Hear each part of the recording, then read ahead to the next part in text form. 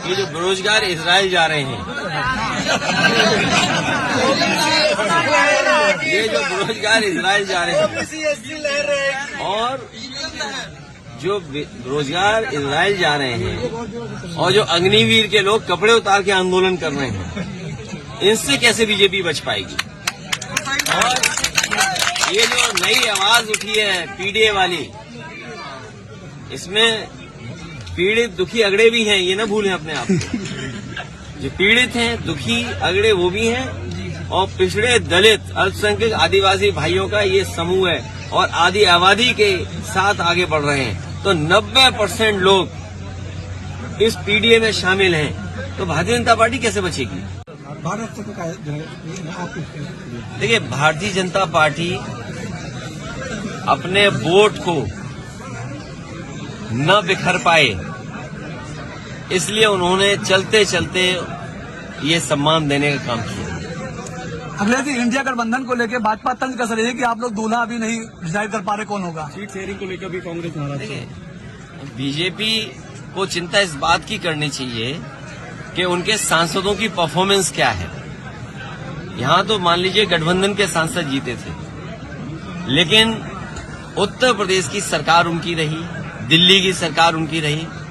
लखनऊ से चलकर के मैं बलरामपुर आया और मैं नीचे नीचे देखते आया कि अगर कहीं भी उन्होंने कोई कारखाना लगवाया हो तो बता दें हमें।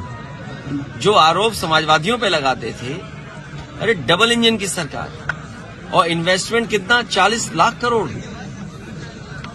अभी जो आपने गवर्नेंस स्पीच में पढ़ा होगा, 40 लाख करोड़ का अगर इन्वेस्टमेंट यूपी में आ रहा है तो बलरामपुर में निवेश क्यों नहीं आ रहा, गोंडा में निवेश क्यों नहीं पहुंचा। और इतने बड़े पैमाने पे जो बेरोजगारी है, इसका जवाब क्या है उनके पास, महंगाई का जवाब क्या है उनके पास। तो बीजेपी को चिंता करनी चाहिए। उनका सब सांसद इस संकट में है कि कहीं उनकी टिकट तो नहीं कट रही है। और जो हमें जानकारी मिली थी, मैंने पहले भी कहा, फिर दोहराता हूं उस बात को, कि सभी सांसदों की उनकी टिकट कटने जा रही है। जो एक सांसद हैं वो सीट बदलना चाहते हैं।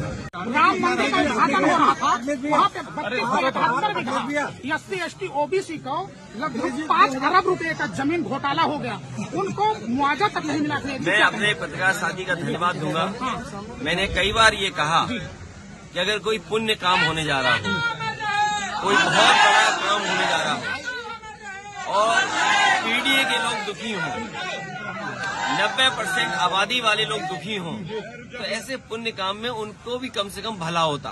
और अगर जमीन घोटाला हुआ है, वो भी अगर गोंडा है, बलरामपुर है या अयोध्या जैसी जगह पर 32 तो 71 तो सोचिए आप कल्पना करिए कि किस नाम पर, किस सरकार में इस तरह का घोटाला हो रहा है। अगले दिन 2024 लोग तो ये बीजेपी के लोग सबसे बड़े भूमाफिया हैं, याद रखना आप।